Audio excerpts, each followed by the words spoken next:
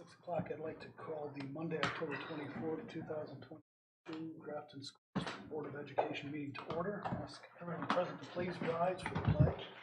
I pledge allegiance to the flag of the United States of America and to the republic for which it stands, one nation, under God, indivisible, with liberty and justice for all. Thank you. We've got two items on the consent agenda this evening: approval of the minutes of the September 26, 2022 board meeting and the statement of receipts and expenditures for September 2022. We have a motion to approve the consent agenda items. So moved. Second. Is there any discussion? Hearing none, all those in favor of the motion, aye. Aye. Opposed, and it passes. Item 4, superintendent's report. Yes, it's the final week of our first quarter. So we have parent-teacher conferences going on this week. And then Friday morning, there's conferences in the morning, and then the afternoon is time set aside for teachers for grading and planning for second quarter. But the school year is going by very quickly. And so excited to have this week and get some parent-teacher conferences and see some of our families in our schools again. And then this week is Red Ribbon Week across the district. So this is Red Ribbon Week, as a reminder, is an alcohol, tobacco, and other drug and violence prevention awareness campaign that occurs across the nation. Our focus across the district is on those aspects as well, but we also focus on making good choices overall. So more of a choices overall, whether it's healthy lifestyle, various pieces of that nature. We've partnered again. The Alliance that partners with our Leo's Club again, and so you see the car that's been in an accident that will say, you know, don't drink and drive or don't text and drive, those various pieces. So at each level, there are activities that are designed for age appropriateness based on that. And then with this week being a short week, it concludes on Thursday. And then our second part is our second school resource officer update. So when we began looking at adding this second resource officer for our elementary schools and John Long, we were in the process. Chief Caponera had filled out a federal grant that would be able to cover a large portion of that cost of the second SR officer for 3 years.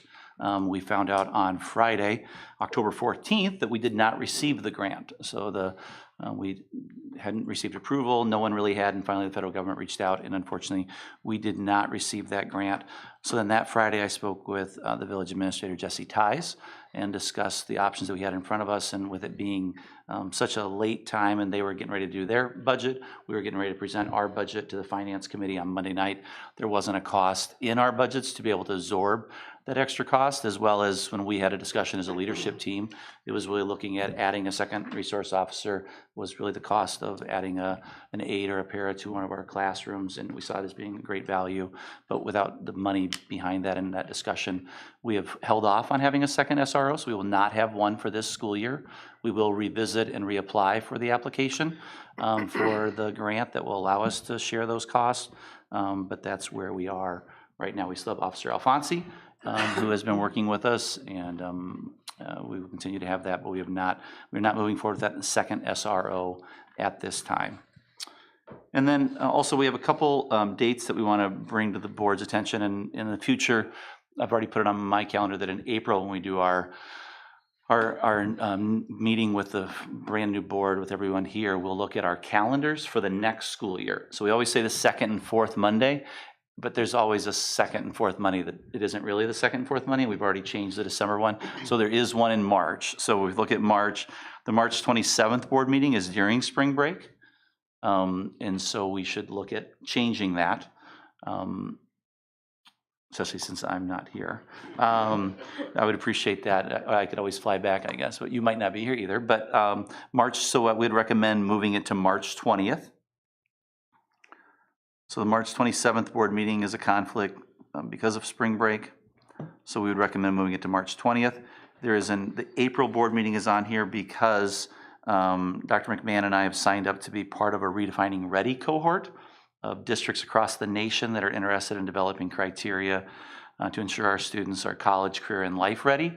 We started doing some work with this a couple years ago. Some of those indicators that we have with attendance and Algebra 2 and some different things that we have that aren't just related to one score, but other indicators of students being college, career, and life ready.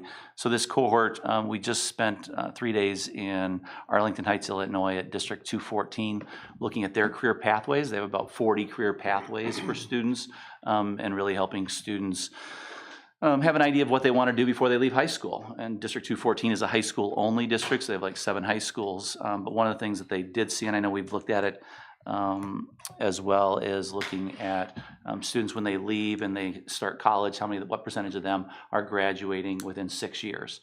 As they've moved to more of the career pathways, they're seeing more and more students that start that path, continue that path. So helping kids make those choices before they leave high school is really critical for us.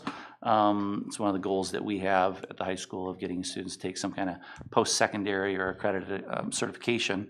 But there is another site visit that's during that April 24th meeting, which is in Cedar Rapids, Iowa. So it's a Sunday, Monday, Tuesday. It's the district's name escapes me off the top of my head. Community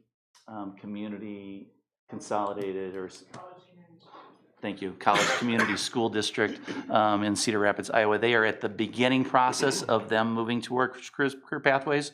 So it'd be great to go and see them, see what they're actually doing. They're a unique thing that they're on like a 500 acre. It's a large district, but they have 500 acres that it's just one site. But we'd be able to see a district that's just beginning this career pathway piece. Mr. Manti would also be able to drive with us, so we'd really get a good perspective on that. So we'd love to be able to go to that. We're part of the cohort. When we originally signed up to be part of the cohort, it wasn't going to be a conflict, and they moved the date on us. So I apologize for asking us to move that meeting, but I would ask that we'd move it to the 17th would be an option, or if there's a different date the board would like to consider. But those are the 2 dates that I would ask the board to consider moving, and the rationale why.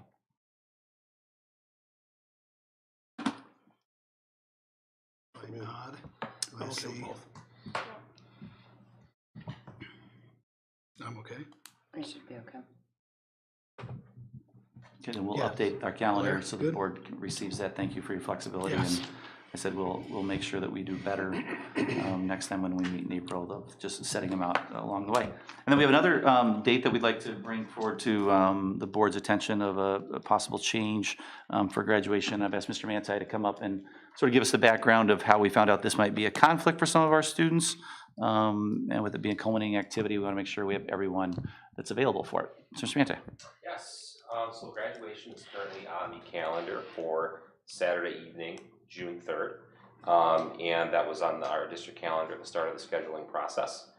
We had a couple of students come forward and talk to us about a potential conflict with state track, which is scheduled, the state track meet, scheduled on June 2nd and on June 3rd. It's that Friday, Saturday event.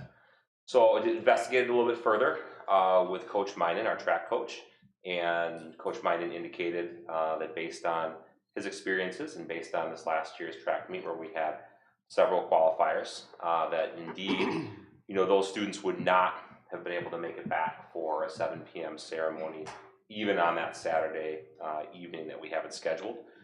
They fully anticipate those state qualifiers to again qualify this year. There will be a number of seniors that potentially qualify for that. We really do not want to ask our seniors to make a choice between 2 amazing accomplishments: finishing your academic career with graduation, as far as your K-12 career, and also if you've had the chance and opportunity to be at a state meet, having to choose between the 2 of those. So really not interested in doing that. So what we would propose is just simply using the backup date, which is that Sunday, June 4th, just right from the start. So just going right to that Sunday, June 4th time frame with the various times regarding, depending on the weather, 10 o'clock, 1 o'clock in that time frame. That was our backup date anyway, so it remains on the same weekend. We don't ask for any other special changes to weekends, as I'm sure that some people are starting to make plans for that weekend already. But that is what we are requesting. These are both huge capstone events, and we really like to avoid that conflict. In the future, with scheduling, we would make that a part of just what we look at when we do graduations, making sure that we've got those state track dates in there. We love the Saturday night ceremony. However, not at the expense of some of our students not being able to attend. So that's what we're asking. It hasn't been an issue the last couple of years, partially because of COVID and how our calendar lined up. And so it was one of those things that was on the list of things to look at, and we missed it there. So when they brought it forward, we thought it was worthwhile to just bring to the board, just to make sure you're okay with us moving it to that side. We'd immediately communicate with families, but we didn't want to move it to a different weekend because that some may have already made travel plans that would go with that. Any concerns? What's the new backup? Inside. Inside. So That would be our only backup. Be close time frames and then inside. Yep. So Sundays the day. Thanks. I see or hear no objections, so let's make that change. Okay, so we will Thanks for your start flexibility. communicating that. Thank Mr. you. Chair. And then last but not least, the one thing I don't have on here is the strategic planning update. We talked about this last month. We are finalizing the questions that we have. Those should be out, and people should start receiving a postcard, I think, by the end of next week. I think it takes about a week, so you'll probably by the end of next week. So we'll hopefully have some data as we come back for our November board meeting of just the respondents that we've received. And then we'll be working with Dr. Hansen on next steps with the board and getting some focus groups together and so forth. And with that, that concludes my report. Thank you, Mr. Nelson. Any questions? Hearing none, we'll move on to public comment. And anyone here this evening for public comment? Mr. Nash. Good evening, Dan Nash, 1620 North Pine Street, Grafton. What a difference a year makes, huh? And that difference is that now we can focus on what we need to do in the district and continue to move forward for that. But I need to start with just a couple thank yous that have nothing to do with what I'm doing here. Thank you to Scott and his staff and everybody in this district for last Friday. Okay, as a parent who goes to work and gets those texts, it's interesting. Thank God for Facebook and the news so we find out what's really going on. But how you guys handled it, what you did, fantastic. Thank you for everything, okay? And I think it was Friday, but I think everybody knows what I'm talking about too, right? Two, for what you as a board are doing and for what Scott has done at this high school in the district is being able to give these two career paths, whether it's college bound or technical bound, it's not going unnoticed. I've had several people come up to me at work, which is really weird to me, and ask me if I'm part of the Grafton School District, and I probably say yes because I have two great kids. But on top of that, they've asked me about open school choice for the technical program and the name that we're making for ourselves here.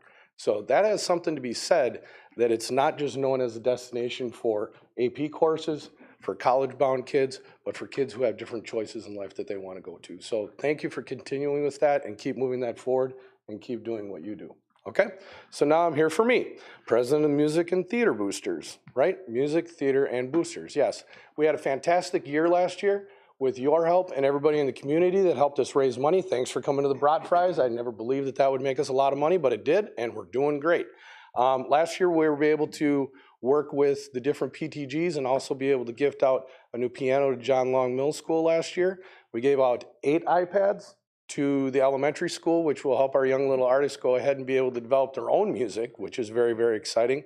And then we've had several other scholarships that we do, band scholarships and also music camp scholarships this summer. So we're gonna continue to hit it hard. Chili Day is our big day.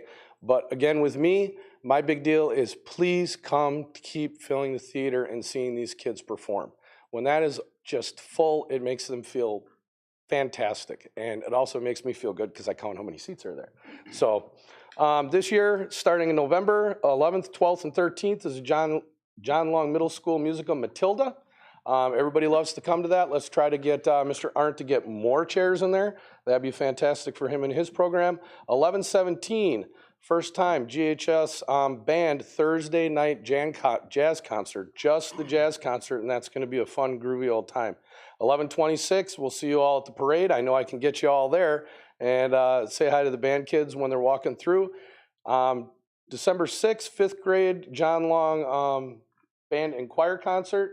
And then please come to this one. This is going to be fantastic. So the play up at the high school up here this year is a little bit different. It's the play that's gone wrong. So a little bit better than Shakespeare. But that will be December 9th, 10th, and 11th.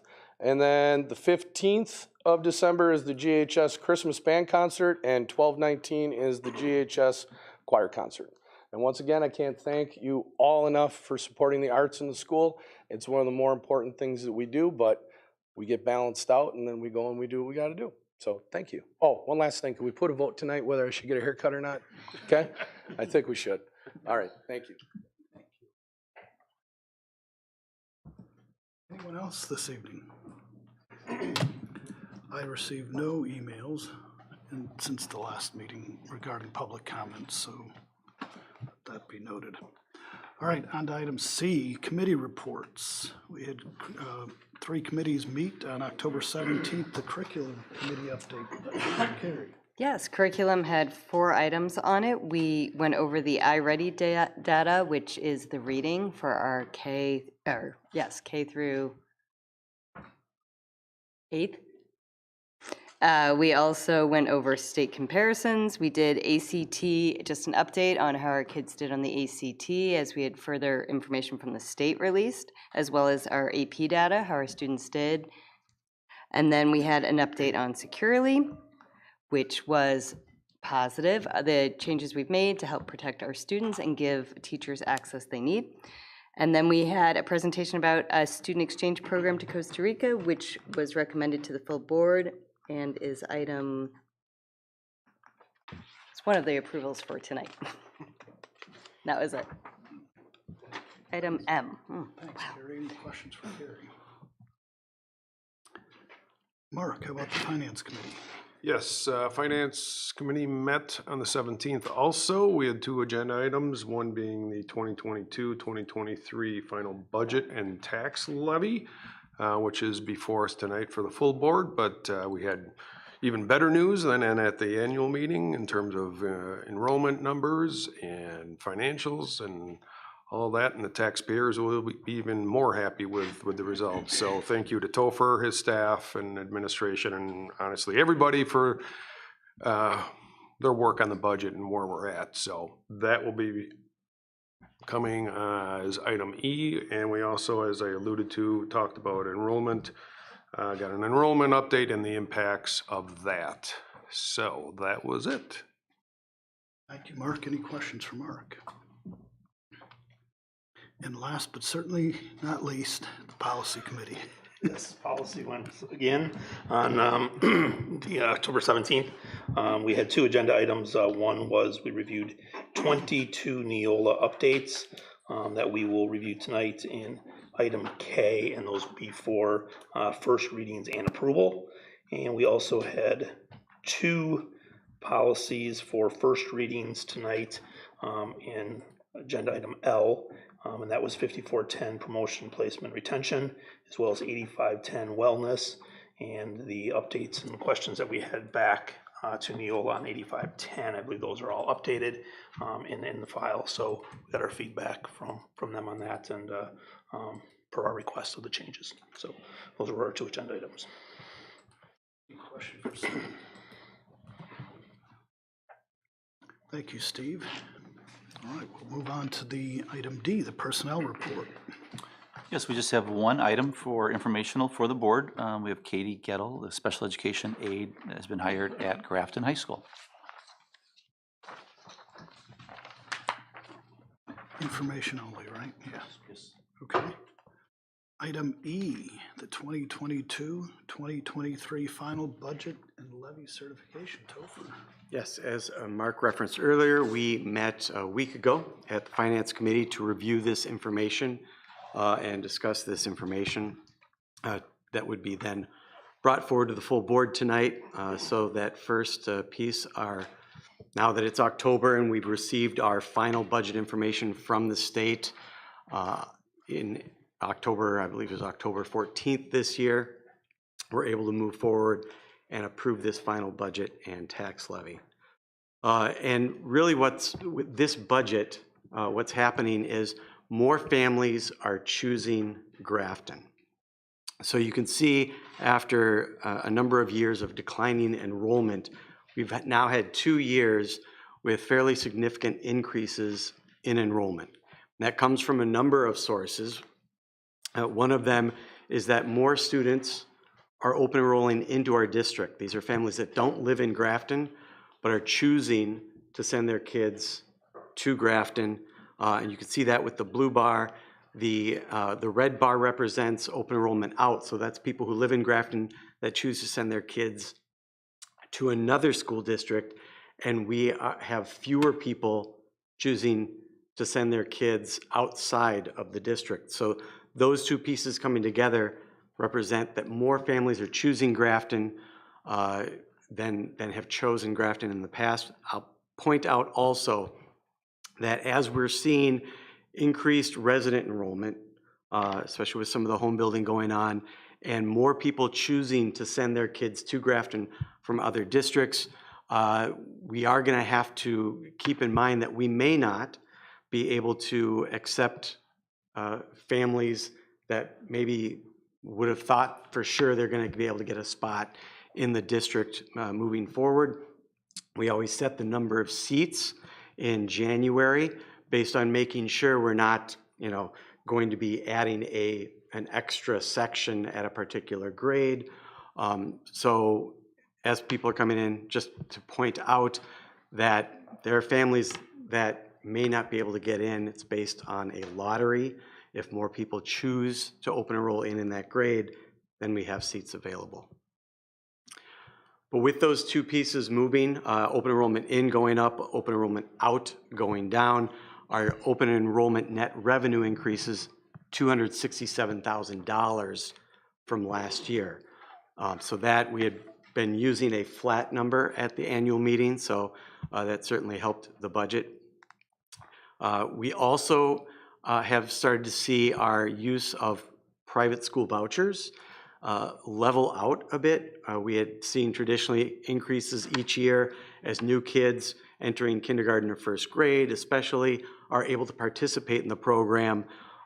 This year, however, we just didn't see the number of families choose to use those vouchers that we had expected. So that's leveled out somewhat. And then finally, this is resident enrollment membership. So that's people who live in the district, those that send their kids to Grafton, those that open enroll out. You can see the increase from last year at 1,963. Now that's up to 1,998. That's a 40 member increase from 3 years ago, which that's what drops off our 3-year average increasing by 13. And I'll point out that 2020 number is 90 less. And that's what will drop off when we calculate next year's 3-year average. That increase of 13 increases, I'll get to that in a second. Point out what we can raise per member. So we have 13 more members in our 3-year average. That amount we can raise, still frozen, frozen for the past 2 years with the current state budget. But those 13 additional members does increase that calculation by about $140,000, and none of our, we don't have a decline in enrollment exemption, don't have a hold harmless exemption, so that builds on the base. It stays with us for next year. It doesn't fall off. So that's good news for future budgets. So our revenue limit is roughly $240,000 higher than it was last year. And what that does, this increase in families choosing Grafton, we see increases in revenues, in particular in the revenue limit. You see that reflected in the equalization aid and property taxes, an increase of about $150,000 there. And then you see the increase in the open enrollment amount. And again, this is the change from our annual meeting where we had everything pretty flat. So more people choosing Grafton means an additional about $350,000 in our revenue budget. Expenditures, we see a decrease of about $76,000 overall. This is primarily because fewer families are choosing to leave the district. And that's both in the decrease in open enroll out students and that leveling off relative to what we had been expecting of families using the private school choice program. We do see an increase in our transfers out due to an increased need in special education that we've seen since the beginning of the year. What that means is that deficit that was about $600,000 at our annual meeting is now settling in our final budget to be a deficit of $165,000. So we'll tap into that revenue stabilization fund, and the budget would have that still at over $1.8 million. So we're not having to tap into that fund nearly as much as we thought we might have to. Another piece, and this is affected by our increased membership, families choosing Grafton, that equalization aid went up significantly this year, about $2.8 million. And again, this has to do with the fact that last year had a pretty sizable increase in membership from the prior year. We're going to see an increase again, but that increased membership lowers some important calculations in our state aid formula that really increases our state aid significantly, and that's going to have a downward push certainly on our property taxes. In fact, just from our annual meeting estimate, our equalization aid went up about $209,000, with the revenue limit going up only about $152,000. That pushes down, that puts downward pressure on our levy within the revenue limit, since the equalization aid increase basically outpaced the increase in the revenue limit calculation. So that $57,000 decrease in our levy authority will be reflected all in Fund 10, with there being no change from the annual meeting in our Fund 38 or Fund 41 levy. And then outside the revenue limit, our Fund 39 levy doesn't change from our annual meeting estimate. As mentioned earlier, the Fund 80 levy is going to not be used. So that community SRO program that we had looked at implementing isn't able to move forward. So we will not be levying anything into Fund 80, and that cost for the SRO will come out of Fund 10. So with those two pieces changing, the levy authority as well as the outside levy with Fund 80, it's a total decrease from our annual meeting of $127,000.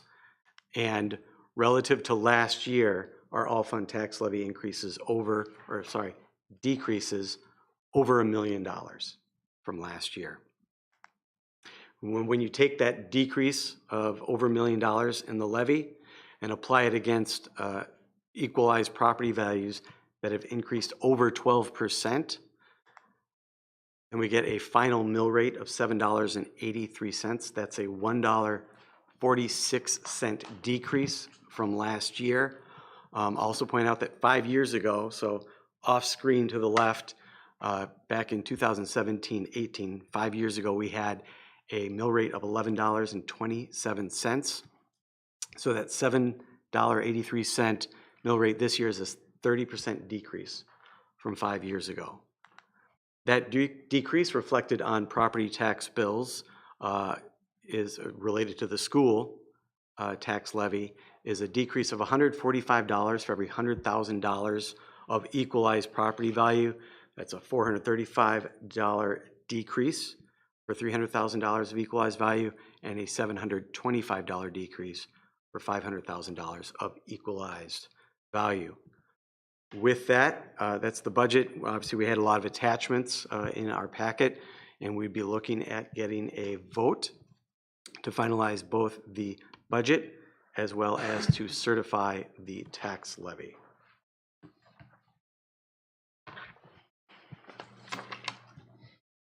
Any questions for Topher? For what's on the presentation, it shows the Fund 10 balance. If you go back a few, like 12.6 million, and then on what we have is like 12,071,000. What's Yeah, so on the bottom, you can see 12,071,411. Okay, the Fund 30. That's for Fund 10. We have the authority, some of that is levied into 38, some of it's levied into 41. Remaining would be what's levied into Fund 10. Thank you.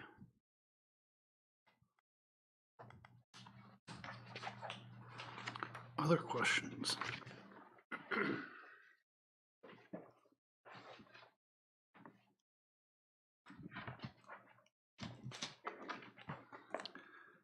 All right, hearing none, then I would entertain a motion first to approve the 2022-2023 budget as presented. So moved. Second. Last chance for discussion.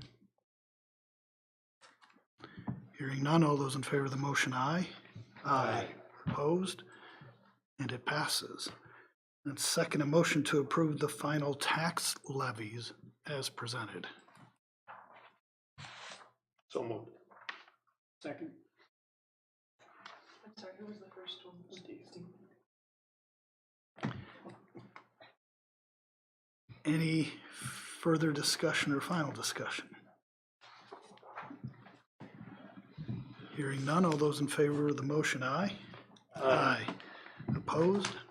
The motion passes. Thank you. And I'll echo Mark's sentiments. Thanks, Topher, to you and the entire administrative staff and all of the staff for the time and effort that they put into preparing and developing a budget that is sound and a good use of taxpayer dollars at what appears to be an increasing value to the district. So we appreciate all of your efforts. Thank you.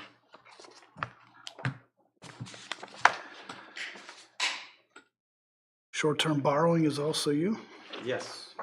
So each year, we have come to the board to have the board approve a short-term borrowing agreement with Port Washington State Bank.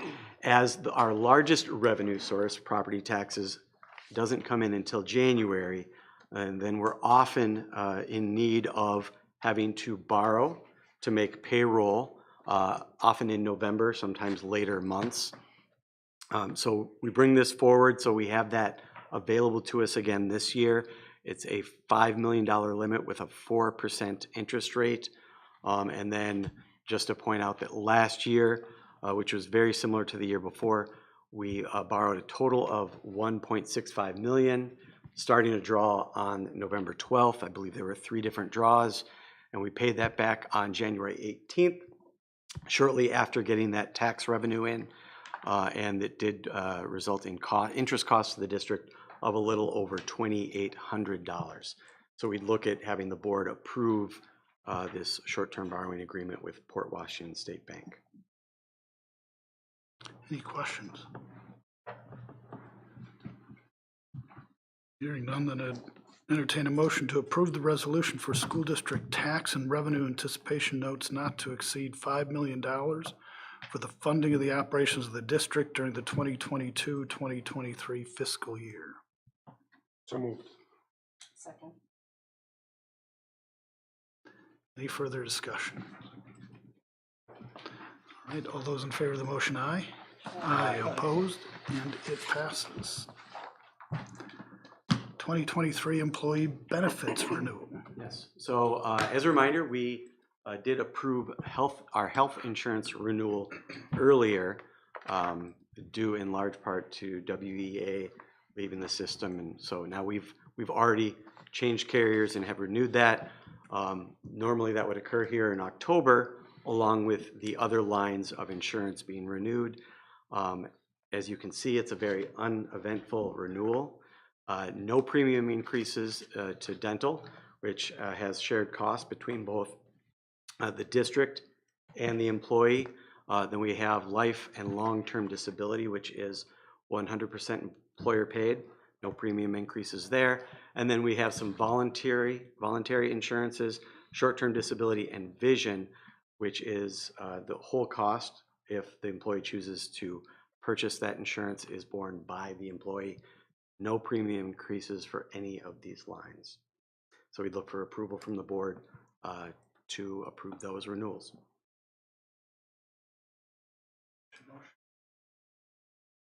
So moved. Is there a second?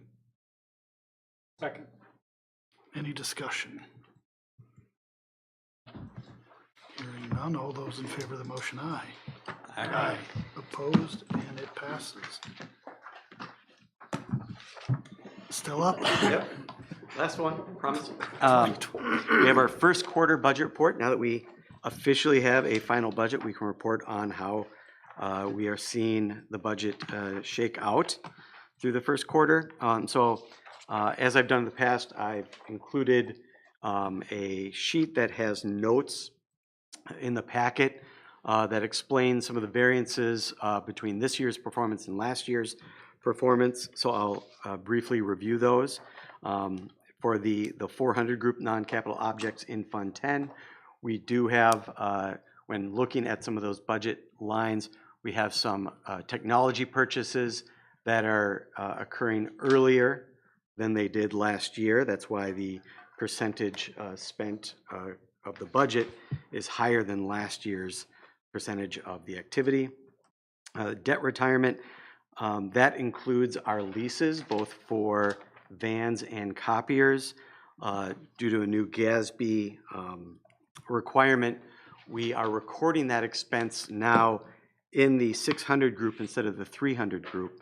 Last year, that expense was recorded with a end-of-year journal entry, so that was all booked at the end of the year. This year, we are booking that expense on a month-to-month basis as it comes in. That's why you'll see actual activity, and that's really behaving as expected as we move through the year.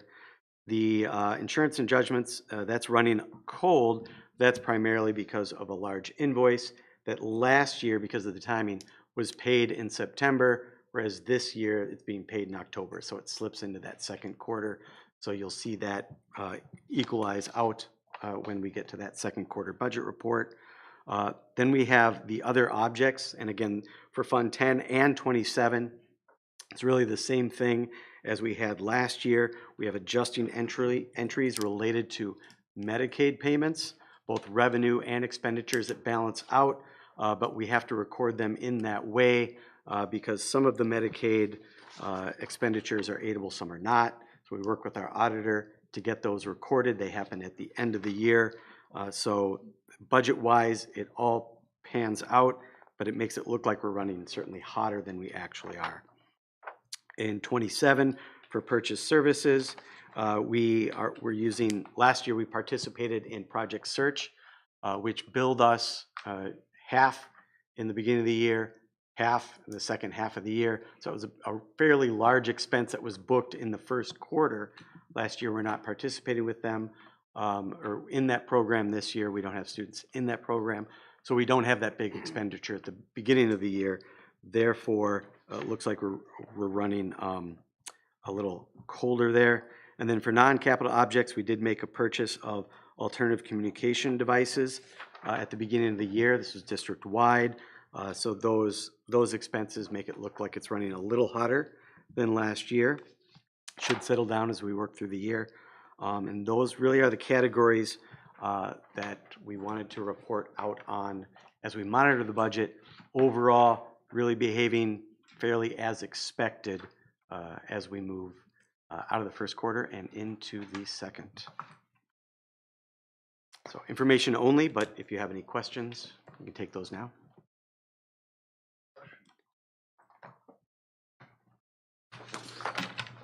Thank you. Item I, enrollment update.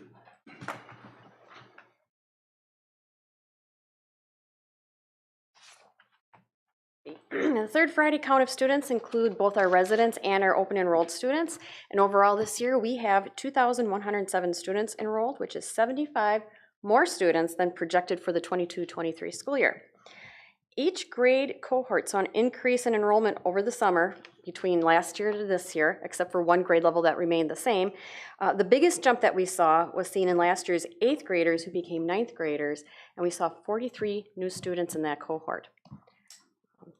Overall, enrollment has been headed in a very positive direction. Topher stole a lot of my talking points already. Any questions about third Friday count?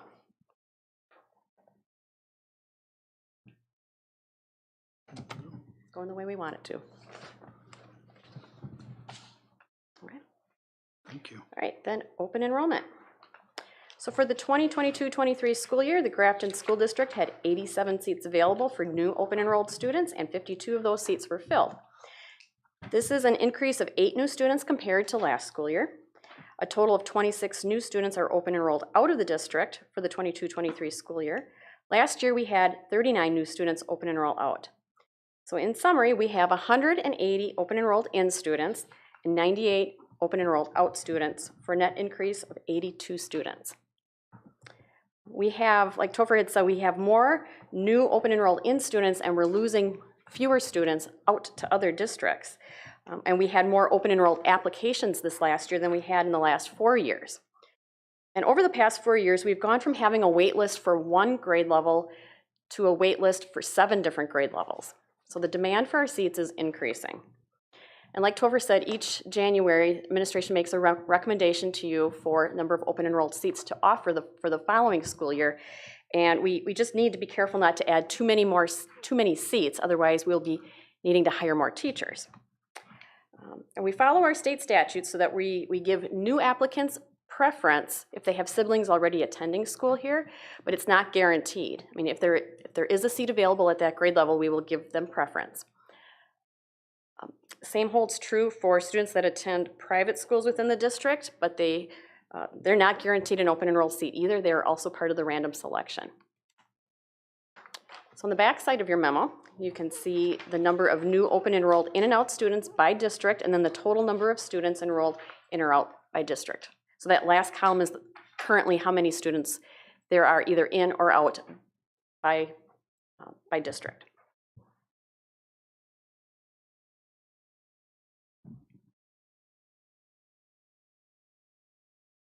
Any questions? Any questions for?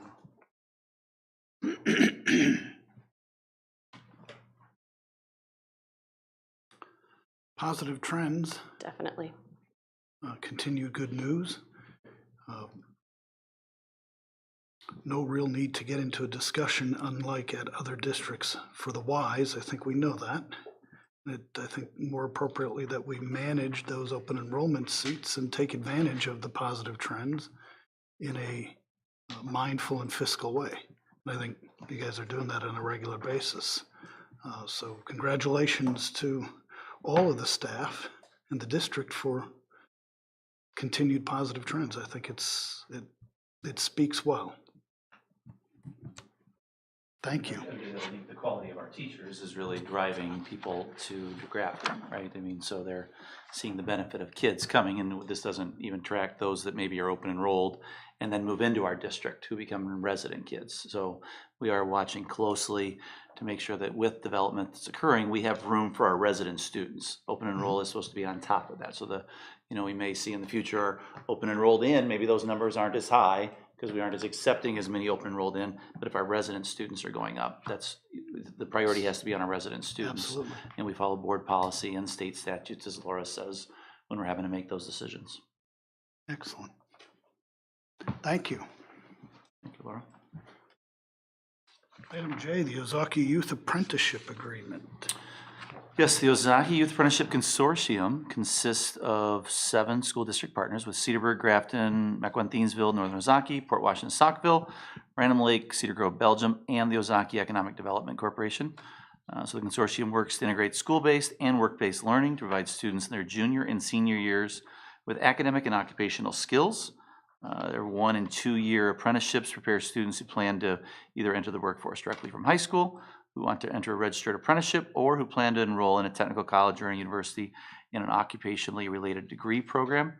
You may recall last year at this time we discussed the change that was occurring for the financial change. So in the past, participation costs were $500 per student with a cap of $4,000.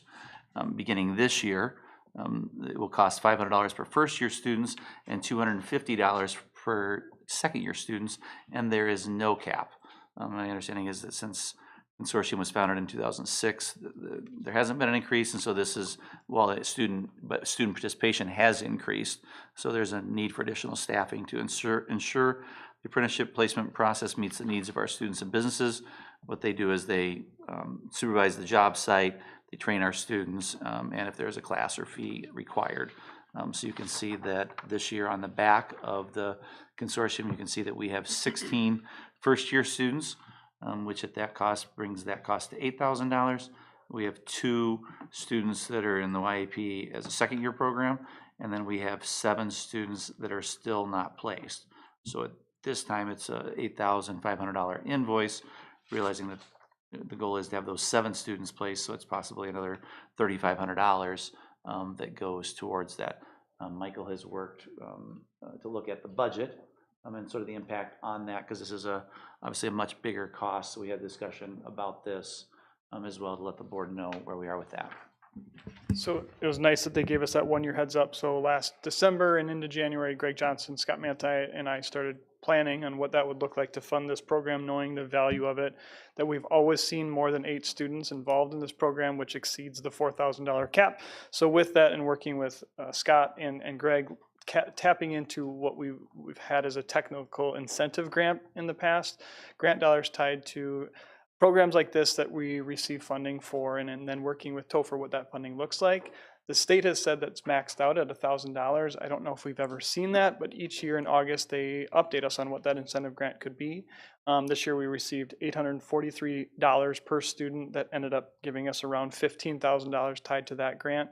In the past, those dollars go to the programs that see that funding. Our automotives program would see funding tied to students getting certificates or credentials. They then are part of that program. Similarly, students that are part of this youth apprenticeship also received credentials that help us receive that grant. So in working with Scott and Greg, we felt taking those funds to add to our current budget of $4,000 to make sure we stay a part of this cooperative, but also continuing to look at other options if that continues to exceed and become too expensive for us.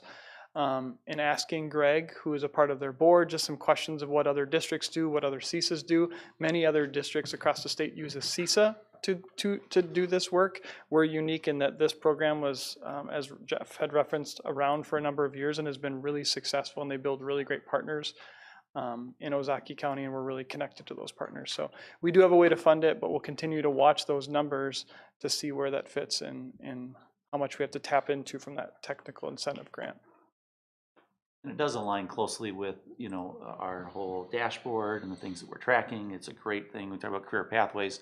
These are people that are being involved in a system for X number of hours in order to get to those different levels. So they are definitely leaving knowing, am I interested in this career or not? So it's money well spent, but the cost is definitely become higher.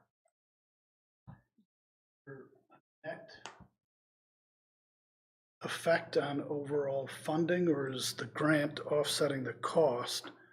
And if it is something else some other initiative going unmet with the grant funding? It's a great question. So what we've done with those funds is allocate it to the programs. For example, Nick Fullington could receive $8,000 to his program to add tools and resources based on his students, but really balancing, putting the money where it came from. So the 6 students at $843, we'll allocate that funding and then balancing it across the whole to make sure that we stay a part of this cooperative. Okay.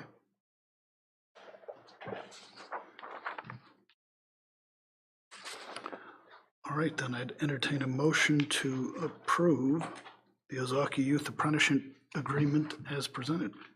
So moved. Second. Any further questions? So are we also then approving in advance the ones that are not placed, or do those have to come back for approval? I asked Greg about a couple of those, and we already know 2 of them have dropped out of the program or decided not to pursue, this opportunity. So it could change, but yeah, we could come back to you with those numbers. Yeah, we've never had to come back to you because it's never mattered, right? I mean, we have a similar number, I think, over time. This is a similar number than what we've had in the YA in the past. I think Michael knows exactly, but we're close. But yeah, we've never had to come back, so we'd probably do an update, because we wouldn't wait for approval, because we'd want to be able to place those students, but we could just update the board that these students have been placed, and it ended up being this amount of money, if the board would be comfortable with that. What if we, That yeah, makes so, sense. but the total cost would be up to $12,000, Oh, right? So sure, that's true. if we just amend the motion to reflect up to $12,000, and then the reporting just tells us where We we're could still at. give you a final number. That would be even better. So who made the motion? I did. Are you willing to amend your motion to reflect it up to $12,000? Yes. Who seconded that? Are you willing to? Okay. Good. So we got a revised motion up to $12,000 for this agreement as presented. Any further discussion? Good question, Steve. All those in favor of the motion, aye? Aye. Opposed? And it passes. Thank you, Michael. Steve, are you taking these, the policy updates? Who gets them? Yes? Yes, I certainly can. So item K are the 22 first read and approval policies for the Neola updates that we reviewed at the October 17th meeting that we would be looking for approval tonight.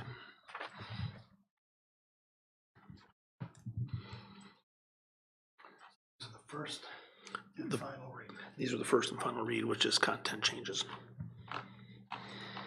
So do I have a motion to approve the, is it 18, Steve? So moved. It's 22. 22, sorry. So moved. Yes. Do we have a second? Second. Okay, we have a first, a motion and a second to approve the 22 policy updates as presented for a first and final read. All those in favor, any questions? All those in favor of the motion, aye? Aye. Opposed? And the motion passes. Item L. So item L are the two first read only policies that we're not looking for approval tonight, but just a first read, seeing that those are new. That is policy 5410, the promotion, placement, retention, as well as policy 8510 wellness. And the 8510 is noted earlier. That's the one where we had the questions to go back to Neola, that they approved our questions and changes, and those have been implemented for the first read, but not looking for approval tonight.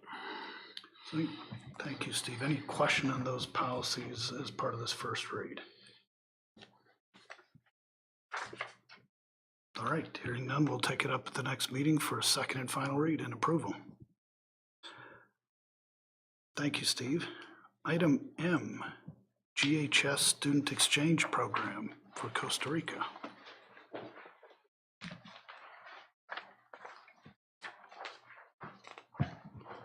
So last Monday at our curriculum committee meeting, Matt Bardwell came and spoke to many of these components that are tied to the second, third, and pages connected to the overall program. But what Matt talked about is the opportunity we have to engage in a student exchange program similar to what we've done with our German program, where students have the ability to host families and then go to Costa Rica in the summer outside the school year to see those same families and engage in a really Spanish immersion process.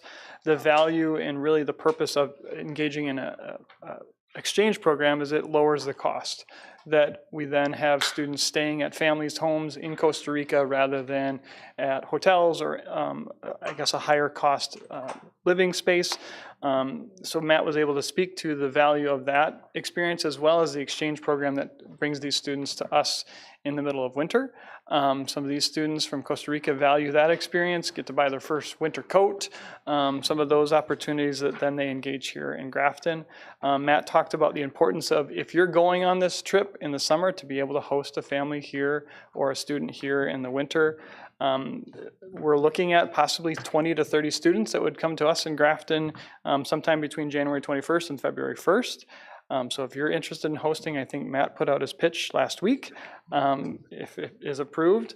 Our dates that we would attend and the connection to, I guess, the last page of the student overnight trip, the combination of this being both a program as well as overnight, is June 13th to June 21st, with a possible return date sometime between June 27th and July 6th. Those dates are still yet to be determined, but ultimately it's around 13 to 15 days that our students would be in Costa Rica. Estimated cost for our students is $2,190, which for that amount of days in a foreign country with flight excursions, really great deal. And that's the connection of having a program that we welcome Costa Rica students as well as going there. The official title of the program is Costa Rica Frica. There is some connection. Matt talked about the process he went to find this program.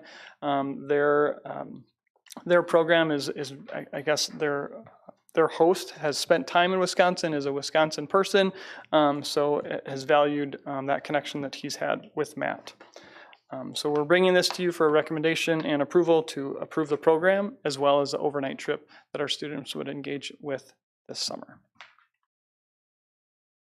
Questions that you have? Any questions? It was a thorough presentation at curriculum committee. Well thought out.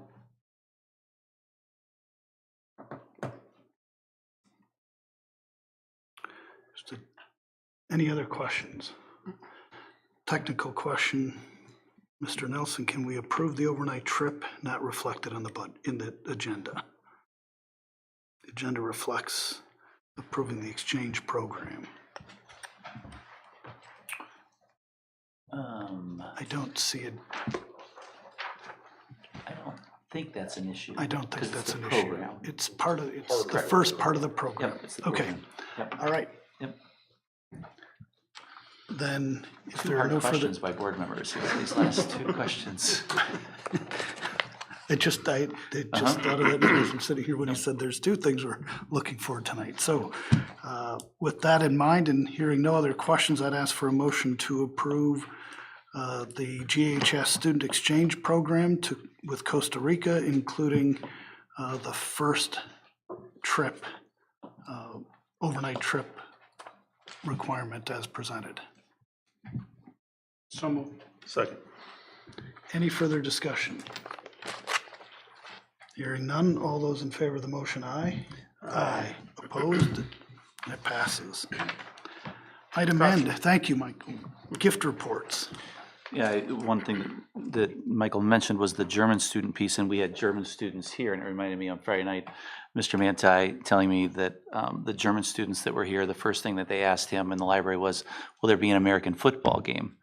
And so they were very excited to be able to come to the football game on Friday night and see American football. They were wearing like white Grafton sweaters, at the sweatshirts they bought through the Hawk's Nest, and it was really cool seeing them in the student section and experiencing something that you think of Costa Rica experiencing snow. These are students that are looking for American football. They know real football very well, but American football they didn't know. So it's sort of cool, some of those cultural pieces that they get by being involved in these types of programs.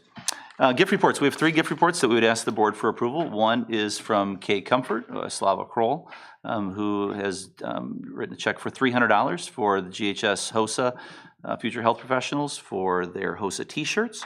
So it's a restricted gift. We also have a restricted gift from Cornerstone Bank, which is Becky Schimpf is our contact, donating $1,052 for the shred event held at Cornerstone Bank for the Grafton High School Best Buddies. And last but not least is a restricted gift. Mr. Nash had mentioned something about what they had done, and this gift is for the Grafton Music and Theater Roasters.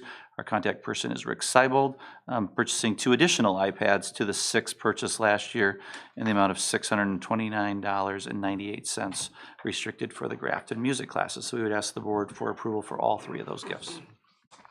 A motion to approve the gifts as presented. So moved. Second. Is there any discussion? Hearing none, all those in favor of the motion, aye. Aye. Opposed? And the motion passes with our many thanks to the donors. All right, that brings us to item 5. The Board of Education will convene in closed session to consider performance-related data of the superintendent. This is in accordance with Wisconsin State Statutes 19.85, Section 1, subsection C. We have a motion to move into closed. So moved. Is there a second? Second. Take a voice vote. Blair, how do you vote? Yes. Yes. Yes. Yes. Yes. Yes. And yes. Thank you, everyone.